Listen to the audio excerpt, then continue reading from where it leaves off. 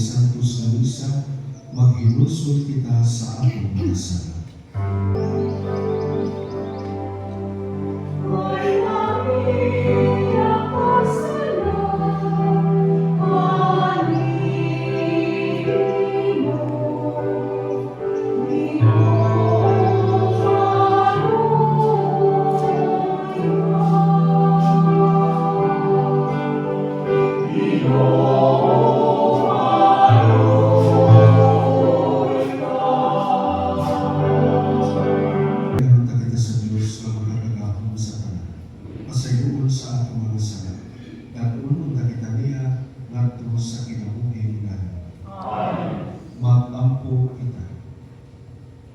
O Diyos, amahan ng magagahong bukod ang among pagtuo, nga niyong anak namatay o nabandaw.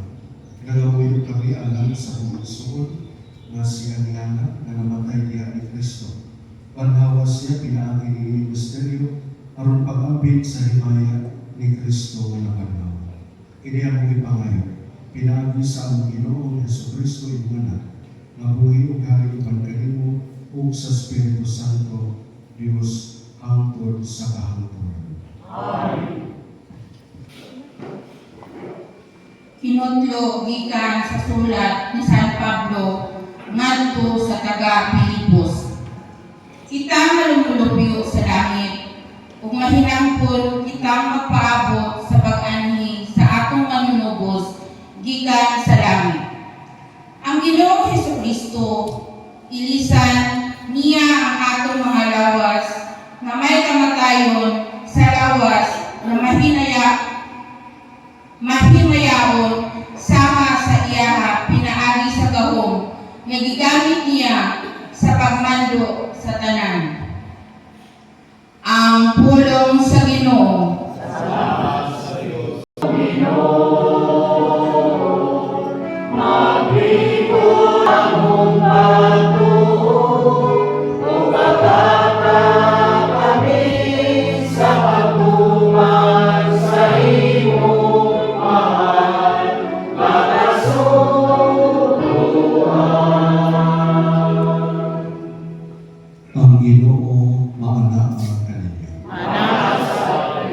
ang Santos na Ebanghelyo sumala ni San Juan.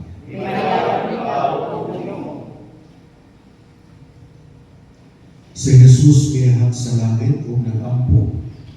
Amahan gihatag mo sila kanako ug buot ko nga bisan asa ako. Ato usab sila aron makakita sila sa akong himaya. Ang himaya na imong gihatag kanako. Kay nahigugma ka man kanako bisan sa wala pabuhata ang kalibutan. Amahan nga mataron, ang kalibutan wala makaila kanimo. Apan nakaila ako kanimo, ug ug kini sila nasayon nga ikaw ang nagpadala kanako. Di pa ilang ko ikaw kanila ug kini akong padayonon pagbuhat aron mabatunan usab nila ang imong gugma alang kanako ug magpuyo usab diha kanila. Subo alang kaninyo ilabi na sa pagbuhat nga nagpabutan karon gumikan sa kamatayon sa inyong minahal nga si Aniana. Kasagaran kamatayon, atong mangilhon ang atong pagkahimulag kanila. Kaya kita mabati mo ang atong pagkaluy-luy tungod kay nabati nato ang pagkahimulag kanako o sa mga tao na atong ihigog mga namatay. Parehas karon. No, nahimulag kita kang Aniana tungod kay niparaw naman siya. Ang atong nang mabati no, ang kasakit tungod kay ang tao dili naman nato mastorya human siya mamatay. No, ang tao dili na nato makita human siya gayubo. So nang nakita sa unang pangaluon, kami nga kung mahimula na kita sa tao na itong mahal na karoon ni Panginoon. Kapag nakabantay mo sa atong Ebanghelyo, hindi Ebanghelyo karoon sa manilugalan ka ay mapakampo no, sa atong Ginoo. Ang pinaka-common na tema no, ni inyong pakampo ni Jesus, upo kayo siya, short but sweet. No? Pero dito ipakita ni Jesus na ang kamatayon di ay hindi naman kini siya pagkahimula kanako sa atong mga minahal na nangamatay kundi mamahimo sa kini nga kasinatian sa pagkasugo. Kung tagaan din itong panahon, no, sa katapusan ni kayo, atong masutong ang iyong pagkalawas, makampukitan no, ang kanila, kunya mupag yung katingatan.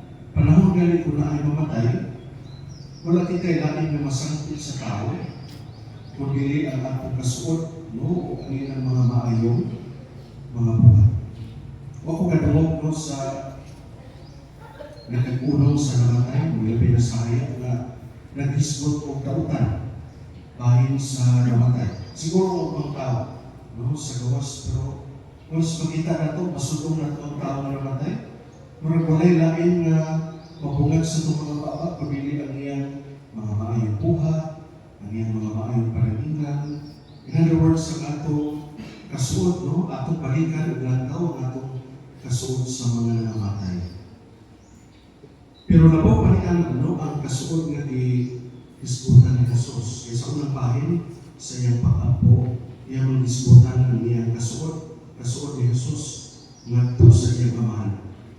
Kaya ipadala man siya sa amahan. No, aron kita masuot po ngadto sa amahan. Kung ka na mga eksoro, ang atong gitubuan, mga Kristiyanos na ang kamatayon, pili kayo yun nga pagkahimula kanako o sa mga namamatay, kani ato pang gitubuan nga mahiusa kita kanila.